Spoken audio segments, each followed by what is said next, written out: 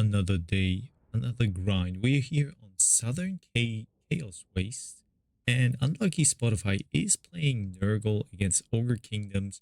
He's probably on a practice here against Coolio. Who, yeah, let's get into it and see what he brings. So he brings Tamarkan the Maggot Lord not on his mount. Then we have a couple of Marauders of Nurgle. And yeah, basically all the Marauders. Barons of the Bog here. So pretty nice Code Riders. Looking red here for sure. And a couple of Chaos Knights of Nurgle, sorry. Furies for sure, that is what he always rolls with. And Plague Ogres and Furies on the sides. Here for Curiel, we have the Slaughter Master, right? And then Lead Belchers, another Lead Belcher, Sky Striders, and then Pigback Riders, a little bit of Chaff, more Chaff. We have Powder Guts here, Man-Eaters with Ogre Pistols and Golfang Man-Eaters. So yeah, let's get into it. Fast forward a little bit. It seems like Ogre Kingdoms play usually a little bit more passive. They rely on their shooting, moving up and shoot them. Yeah, nice volley here into the Marauders of Nurgle here. They are getting really crunked up. Oh my god. Yep, they're running into the woods, but that doesn't help them because they're done. This is really good shooting here above, standing above. On the other side, Chaos Furies now moving in. They will probably crunch onto the Lead Belchers here, and yep, very slow reaction to it by Curio. I would say that this is a blunder. He had a very good shooting position, and now he's giving that up, unfortunately.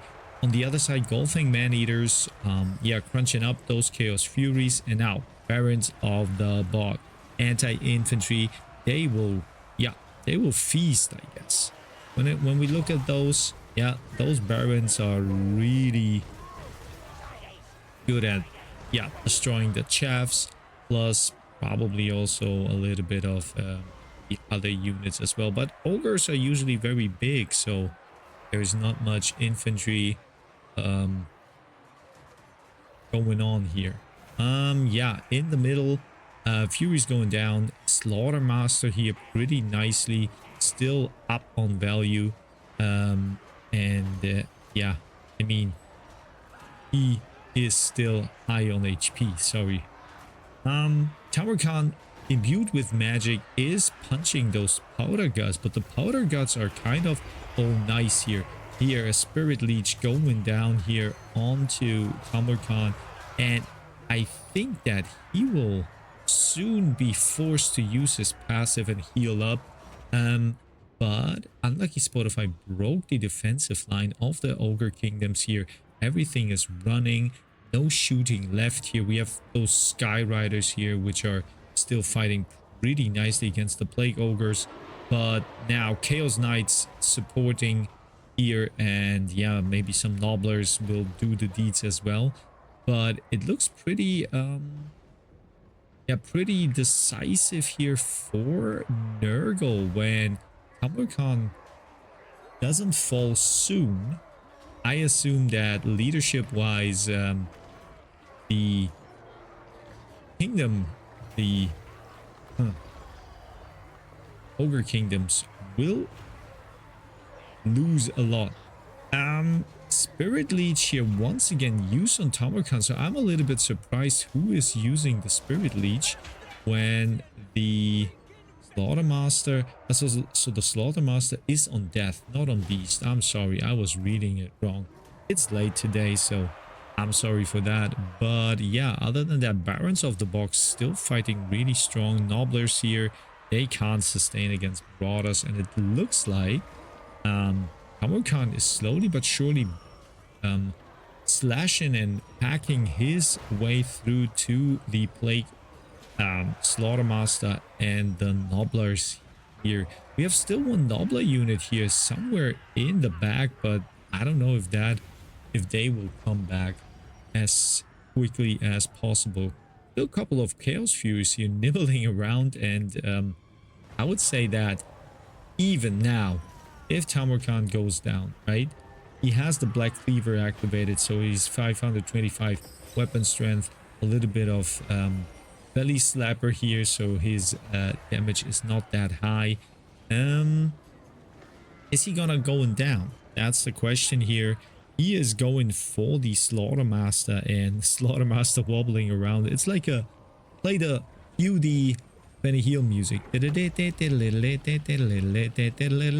Does he hit? Yeah, he hits like the side, but pretty nice hit though. It's shaken the earth, and now they have to fight, right? What is going down? Another Spirit Leech. So now he's dangerously low here on the 1v1, and yeah, Slaughtermaster still can't support his units. Let's see. Does he fall? No. I think that Feast of the Maggot Lord is activated, and now he will heal up and heal a couple of units around him, if I know that correctly. Maybe not. But yeah, Tamarkan healed up, and now everything is running, and I guess that this is the game. Let's fast forward here. There it is. Well, in my opinion, Unlucky Spotify plays like he played in the tournament. Very aggressive, very knowing of his unit, how strong they are, and you can see that in the value for sure, right? And I would say that Curio, if he would have held his lead belchers somehow online, they were shooting really good. Right? Powder Guts, a little bit of value, and here are also the Sky Striders. Let's get into the second practice match for now. All right, and we are back here at Altdorf Outskirts. This time, Unlucky Spotify is going back to the roots. He is playing Khorne against the Dark Elves, led by still Curio. So yeah, let's get into it. See how they perform this time. So for Khorne, it is Herald of Khorne this time, but also on his very, very cool bike. Then we have Marauders of Khorne, a lot, of course, Minotaurs, they're not missing. And then, yeah, Furies on the sides, and Karanak here, plus I think there was someone else. Yeah, Scar Bloodwrath. So once again, Scar is here. For the Dark Elves, Loki Felhard on his Flying Beast. It's really cool here. Look at that. Yeah. So other than that, what do we have? We have Dread Spears, couple of Cold One Knights.